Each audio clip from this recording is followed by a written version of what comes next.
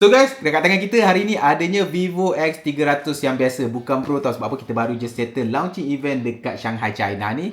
Dan ini adalah China version. Jadi jom kita unbox. Let's go. So macam korang nampak, ini adalah kotak dia X300 Zeiss. Ada sikit China punya wording, and then ada dunia ring yang timbul ni.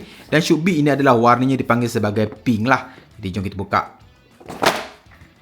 And then dekat dalam korang akan terus dapat the phone itself. And then dekat bawah ni korang akan dapat presentation dia macam ni lah. First thing first, korang akan dapat kabel pengecasan Type A to Type C.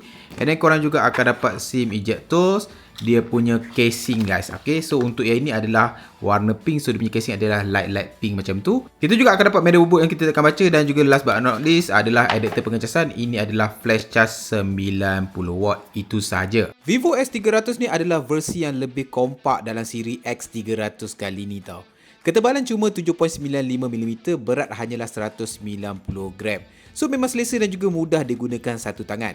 Rekaan dia guna Coral Velvet Glass dengan unibody 3D glass design. Masih ada rating IP68 dan juga IP69, sama seperti model siri Pro-nya.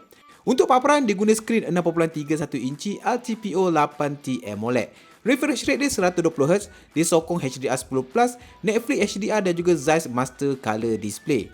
Untuk bahagian kamera, dia datang dengan triple setup, 200MP Zeiss main camera, 1/1.4 inci sensor dengan f1.68. Kemudian dia juga datang dengan 50MP telephoto sensor guna Sony LYT602, 50MP ultra wide angle sensor dan juga kamera selfie 50MP. Dari segi performance, ia dikuasakan oleh MediaTek Dimensity 9500 dengan Vivo V3 Plus chipset terbina.